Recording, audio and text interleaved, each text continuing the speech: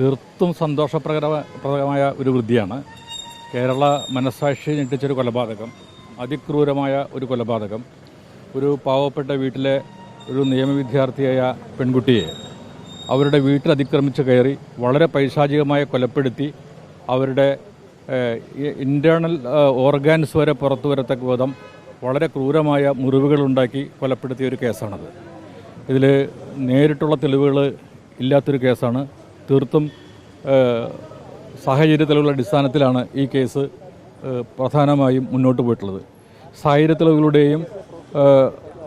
തെളിവുകളുടെയും scientific എവിഡൻസിൻ്റെയും അടിസ്ഥാനത്തിലാണ് താഴെ കോടതി ഈ ശിക്ഷ ശരിവെച്ചത്. ട്രയൽ കോടതിയുടെ ശിക്ഷ ബഹുമാനപ്പെട്ട ഹൈക്കോടതി ഇന്ന് കൺഫേം ചെയ്തിരിക്കുകയാണ്. ഇത് സമൂഹത്തിനുള്ളൊരു സന്ദേശമാണ്, സമൂഹത്തിലെ കുറ്റവാളികൾക്കുള്ളൊരു സന്ദേശമാണ്. കുറ്റം ചെയ്ത ഒരാളും രക്ഷപ്പെടില്ല എന്നുള്ള കോടതിയുടെ ശക്തമായൊരു താക്കീത് കൂടിയാണ് ഈ വിധി.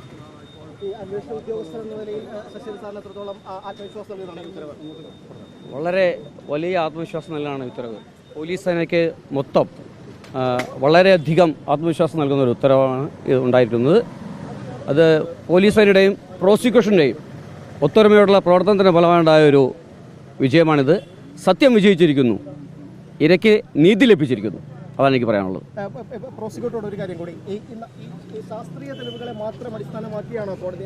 ശാസ്ത്രീയ തെളിവുകളും അതിനോടനുബന്ധമായിട്ടുള്ള സാഹചര്യ തെളിവുകളും ഉണ്ട് ഈ കേസിൽ. ശാസ്ത്രീയ തെളിവുകളെന്ന് പറഞ്ഞു കഴിഞ്ഞാൽ ഈ കേസിൽ പ്രതിയുടെ രക്തം ഈ വീടിൻ്റെ പുറത്തെ വാതിലിൽ നിന്നും പ്രതിയുടെ രക്തം കിട്ടിയിട്ടുണ്ട്. പ്രതിയുടെ രക്തം ഈ കുട്ടിയുടെ ചുരിദാർ ടോപ്പിൽ നിന്നും കിട്ടിയിട്ടുണ്ട്. നെയിൽ ക്ലിപ്പിംഗ്സിൽ നിന്നും പ്രതിയുടെ DNA കിട്ടിയിട്ടുണ്ട്.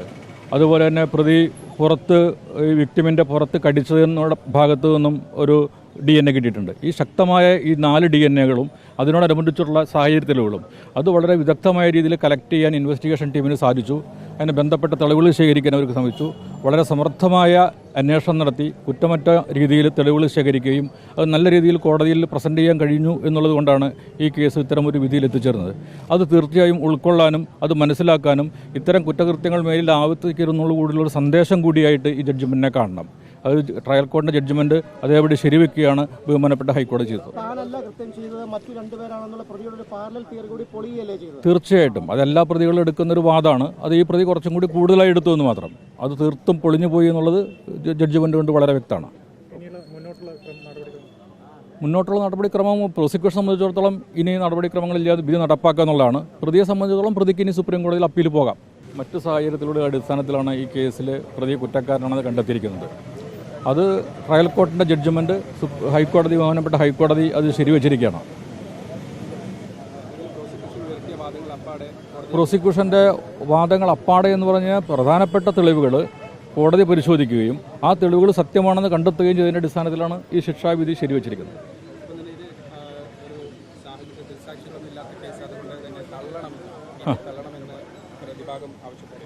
അത് സാധാരണ എല്ലാ പ്രതികളും ആവശ്യപ്പെടുന്നത് വിധി തള്ളണമെന്നാണല്ലോ.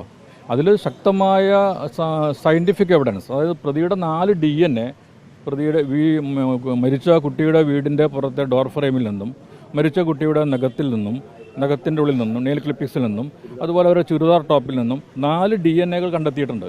ഈ 4 DNA കണ്ടെത്തുക എന്ന് പറഞ്ഞു കഴിഞ്ഞാൽ പ്രതിയുടെ അവിടുത്തെ പ്രസൻസ് സംശയാതീതമായി തെളിയിക്കപ്പെടുകയാണ്. പ്രതി സംഭവത്തിന് ശേഷം അവിടെ നിന്ന് ഇറങ്ങിപ്പോകുന്നത് തൊട്ടടുത്ത വീട്ടിലെ ശ്രീരാഖ എന്നൊരു സ്ത്രീ കാണുന്നുണ്ട്. അതുപോലെ പ്രതിയുടെ ചെരുപ്പ് പിന്നീട് കണ്ടെത്തുന്നുണ്ട്. ഇത് മുറിവേൽപ്പിക്കാൻ ഉപയോഗിച്ച കത്തി അടുത്ത പറമ്പിൽ നിന്ന് കണ്ടെത്തുന്നുണ്ട്. അതിൽ നിന്നെല്ലാം മരിച്ച കുട്ടിയുടെ ബ്ലഡിൻ്റെ DNA കണ്ടെത്തുന്നുണ്ട്. അപ്പോൾ അതിനോട് ബന്ധപ്പെട്ട് എല്ലാ തെളിവുകളും പ്രോസിക്യൂഷൻ കൊണ്ടുവന്ന തെളിവുകളെല്ലാം തന്നെ ശരിയാണെന്ന് കോടതി കണ്ടെത്തിയെന്നുള്ളതാണ് എൻ്റെ സത്യം.